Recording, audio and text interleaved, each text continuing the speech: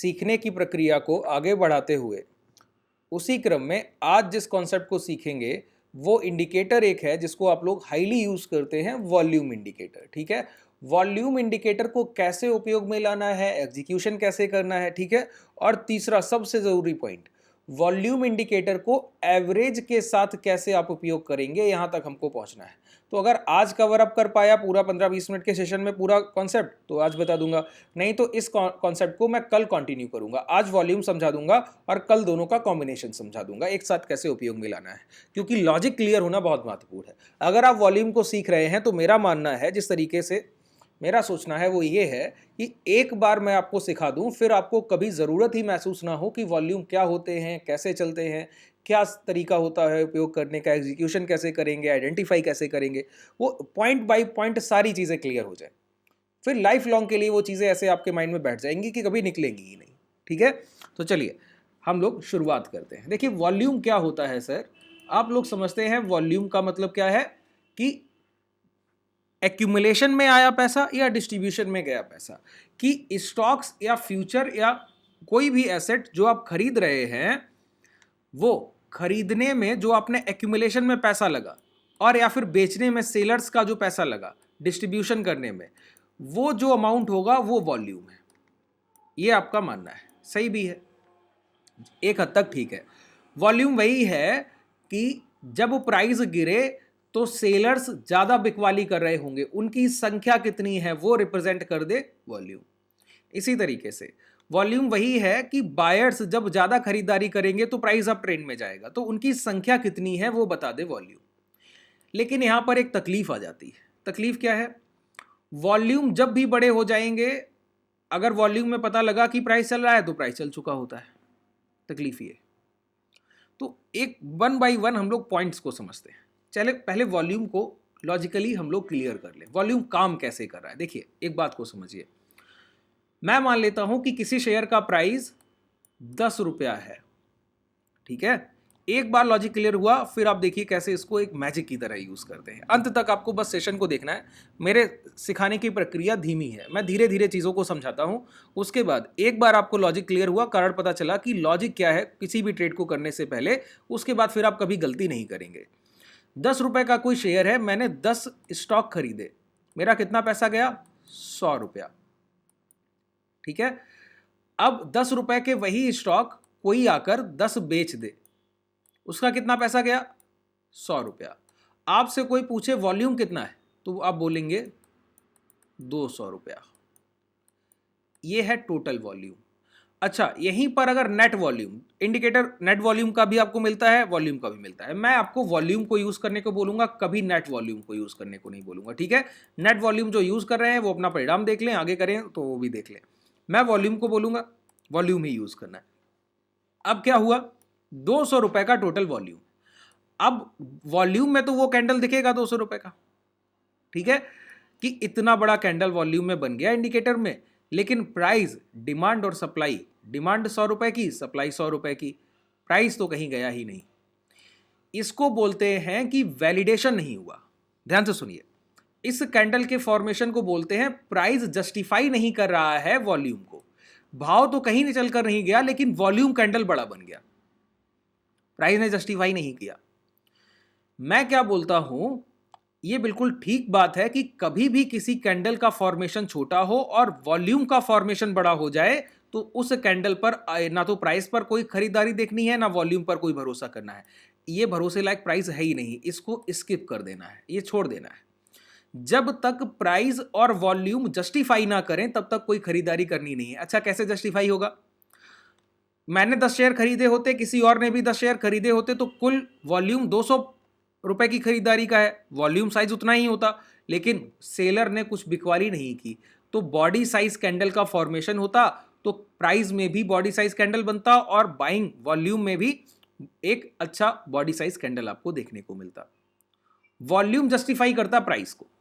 तो अब आपको एक क्लियर पिक्चर मिली ना कि सिर्फ डिमांड उठी, कोई सप्लाई नहीं थी। ठीक है, कोई फाइट नहीं था, ये जस्टिफिकेशन हुआ। अब होता क्या है वो समझ लेते हैं। देखिए, एक प्रोसेस को मैं अगर प्रक्रिया को आपको समझाऊं तो मुझे लगता है आप बहुत बेहतर तरीके से वॉल्यूम से कनेक्टिविटी रख पाएंगे। क्या प्रोसेस है? प्रोसेस होता है वॉल्यूम का डेड हो जाने का। वॉल्यूम का डेड हो जाने का ये शो करता है कि इंट्राडे या पोजिशनल कितना इंटरेस्टेड ट्रेडर है किसी भी प्राइस में, चाहे वो इंडेक्स हो चाहे कोई वो स्टॉक हो, इंटरेस्टेड ट्रेडर को बताता है।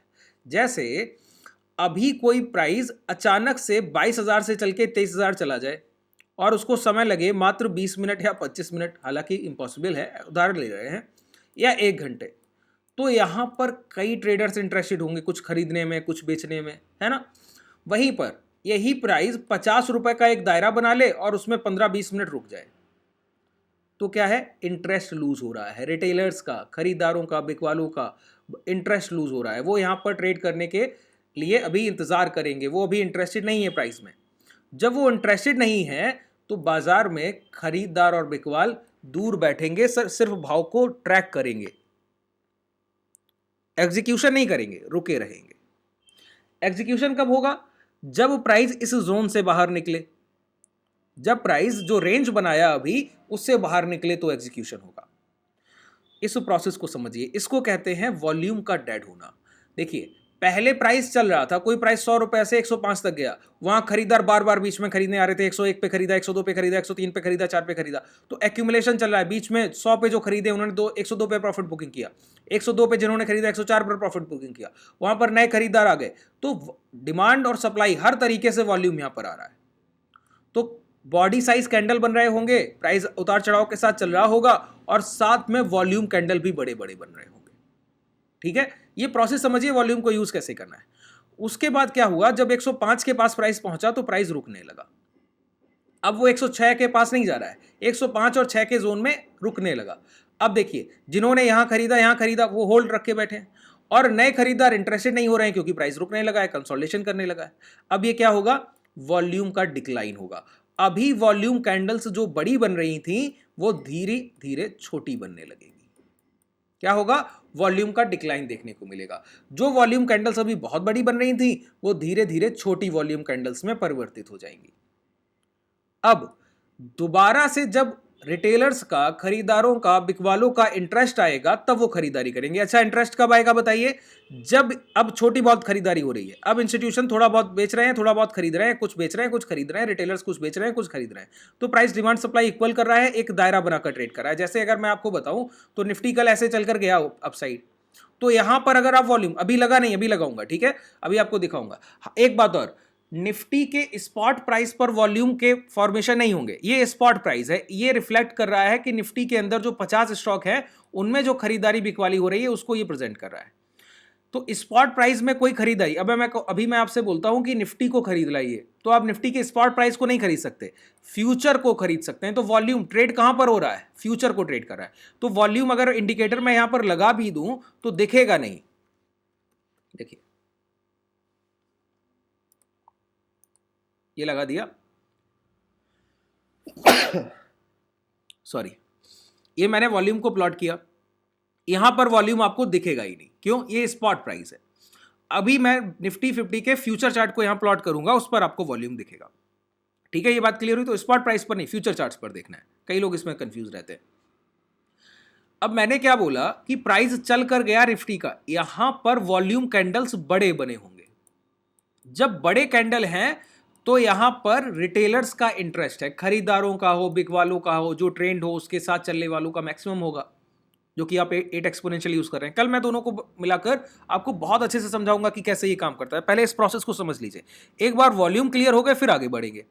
ठीक है, अब देखिए, वॉल्यूम बड़े हैं, इंटरेस्ट है मतलब डिमांड बढ़ रही होगी या सप्लाई।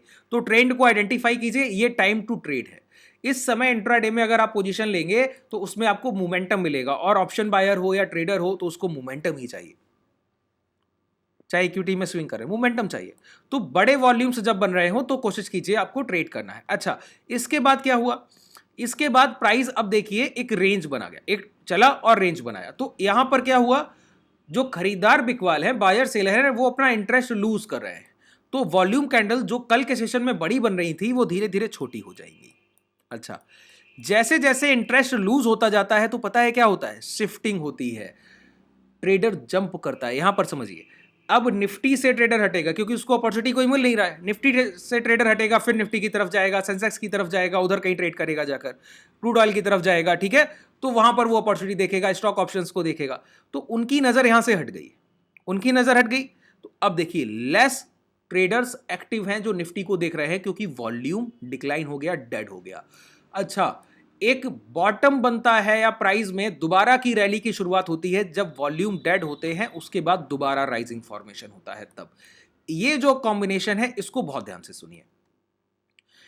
पहले वॉल्यूम बड़े थे, ठीक है, दोबारा से जब वॉल्यूम डेड होंगे और फिर राइज होने की कोशिश करेंगे, वो वहां पर जो बाइंग या सेलिंग की अपॉर्चुनिटी आप देखेंगे प्राइस के साथ, वो स्ट्रक्चर बताएगा प्राइस एक्शन नेगेटिव है या पॉजिटिव। जैसे अभी पॉजिटिव दिखता है ना, अभी कल क्लियर होगा कि अगर ये लो ब्रेक होंगे तो नेगेटिव, हाई ब्रेक होंगे तो पॉजिटिव, वो कल के सेशन की बात हो गई, ठीक है। तो वॉल्यूम डेड होने के बाद जब दोबारा बढ़ेंगे तब दोबारा से इंटरेस्ट जगेगा, किसका? रिटेलर्स का, खरीदारों का। उस समय आपको दोबारा यहां पर पोजीशंस बनाने की कोशिश करनी है।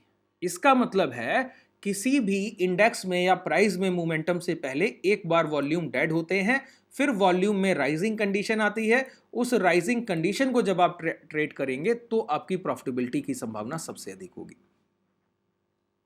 बात क्लियर हुई? कैसे इसको समझा जाए, क्या तरीका है, समझिए। मैं दोनों तरीके से बताऊंगा। पहले निफ्टी को, निफ्टी का 50-50, निफ्टी 50 का ये स्पॉट प्राइस है। अब हम लोग उसको फ्यूचर में लगाते हैं, ठीक है, ये फ्यूचर प्राइस है। अब देखिए मैंने क्या बोला, ध्यान से सुनिए। देखिए पूरे स्ट्रक्चर को हम लोग पहले देखें। अभी क्या हुआ, पहले आज की पिक्चर को समझ लें, कल कम से कम आपको ट्रेड करने का मौका तो बेहतर मिलेगा, जो भी मिलेगा आप या डाउट है ना, आपको बस प्राइस एक्शन के साथ उसको फॉलो अप करना है। प्राइस चल रहा था तो देखिए वॉल्यूम कितने हाई है, इस पूरे प्राइस में यहां पर वॉल्यूम पर नजर होनी चाहिए आपकी, इस स्ट्रक्चर में देख पा रहे हैं वॉल्यूम कितने हाई, ठीक है। प्राइस चल रहा है, इंटरेस्टेड है रिटेलर, खरीदार इंटरेस्टेड है, बायर हो या सेलर, तो प्राइस अप ट्रेंड में है तो बायर ज्यादा इंटरेस्टेड होगा। तो यहां पर जो भी पोजीशन बन रही है 8 एक्सपोनेंशियल से यहां पर आपको एंट्री मिली, प्राइस हायर साइड बड़ा मोमेंटम देकर चला गया। अब क्या हुआ, वॉल्यूम डेड हुए, वॉल्यूम डेड हुए, इंटरेस्ट लूज हुआ, इंटरेस्ट लूज हुआ। अब प्राइस दोबारा से कल के सेशन में जब शुरुआत करेगा, अगर वॉल्यूम छोटे बन रहे हैं तो इंतजार करना है। दोबारा से जब वॉल्यूम एक साथ 3-4 कैंडल, एक कैंडल से नहीं फर्क पड़ता है, देखिए यहां पर देखिए 3-4 कैंडल एक साथ बनी, ठीक है, एक साथ 3-4 कैंडल के फॉर्मेशन होंगे। आपको ट्रेंड आइडेंटिफाई करना है, डिप पर बाई करना है, और बाई, अगर बाई का मौका है तो बाई, सेल का मौका है तो सेल। वॉल्यूम तो डिस्ट्रीब्यूशन के भी अच्छे होंगे और एक्यूमुलेशन के भी अच्छे होंगे। अगर रेड वॉल्यूम है तो सप्लाई के लिए देखना है, ग्रीन वॉल्यूम है तो डिमांड के लिए देखना है, ठीक है। तो ये क्या है, डेड होने के बाद जब दोबारा से वॉल्यूम राइज होते हैं तब आपको पोजीशन बनानी होगी। अच्छा, इसका सबसे बेस्ट एग्जांपल देखा जाए, आइए पीछे चलते हैं। ये देखिए जब प्राइस गिर रहा है तो वॉल्यूम क्या है, वॉल्यूम यहां पर बढ़ रहे हैं, देखिए इस पूरे जोन को वॉल्यूम बढ़ रहे हैं, वॉल्यूम बढ़ रहे हैं। अब वॉल्यूम डिक्लाइन हो गया, अब दोबारा से प्राइस तय करेगा कि उसको अगला मूवमेंट फर्दर क्या करना है। तो प्राइस रुका रहा रुका रहा रुका रहा, यहां पर आपने पॉजिटिव कंसोलिडेशन देखा, प्राइस यहां पर रुका रहा और यहां पर ग्रीन फॉर्मेशन होने लगे। अब क्लियर हो गया ना कि ट्रेंड अपसाइड है और वॉल्यूम राइजिंग, एक डेड होने के बाद दोबारा से राइजिंग। अब आपको लॉन्ग के लिए जाना है, इधर जाना है, लॉन्ग के लिए जाना है। अब ये आपको मोमेंटम देंगे। बात क्लियर हुआ? तो मैंने आपको वॉल्यूम का एक पार्ट, पहला पार्ट बताया है, ये पार्ट 1 है। कल इसका मैं पार्ट 2 लेकर आऊंगा और लगभग 3 सेशन में कर लूंगा। 2 में अगर कंप्लीट हुआ कल के सेशन में तो ठीक है, नहीं तो 3 सेशन कर लूंगा। ये अभी मैंने आपको बेसिक स्ट्रक्चर बता दिया। इसका एक हैक है जो हम लोग कल डिस्कस करेंगे। आप लोग कमेंट सेक्शन में बताइएगा, आप इंटरेस्टेड हैं तो कमेंट सेक्शन में लिखिएगा, ठीक है। और पिछले वीडियोस को अगर आप देखिए, 8 एक्सपोनेंशियल अगर अभी तक आपने नहीं देखा है तो देखिए जाकर, नीचे टेलीग्राम का लिंक है। अगर आप हमसे जुड़ना चाहते हैं तो नीचे डिस्क्रिप्शन में आपको टेलीग्राम का लिंक मिल जाएगा, उसको ओपन कीजिए, वहां पर आप उसको ज्वाइन कर लीजिए और वहां पर आपको वीडियोस के भी लिंक मिल जाएंगे। और हमारे ट्रेडर्स जो इंट्राडे में पोजीशंस को, हैजेस को ट्रेड करते हैं, उनका परफॉर्मेंस भी आपको वहां पर देखने को मिल जाएगा, ठीक है। और हमारे ट्रेडर्स के रिजल्ट्स भी पूरी तरीके से चीज़ों को देखिए, एनालाइज कीजिए। कल से हम लोग शुरुआत करेंगे क्लासेस में। ये जो ब्रॉड टॉपिक है वॉल्यूम, सर 5 से 6 सेशन लगते हैं सीखने में, 1-1 घंटे के, अगर आपको बिल्कुल पूरा कॉन्सेप्ट बेसिक टू पीक तक सीखना है, एडवांस लेवल तक, ठीक है। तो कल जब शुरुआत होगी, ये वीकेंड है, तो हम लोग बेसिक्स की क्लासेस करेंगे। अगर आप लोग एनरोल करना चाहते हैं तो डिस्क्रिप्शन में आपके पास कॉन्टैक्ट डिटेल भी है। शुभ रात्रि, धन्यवाद।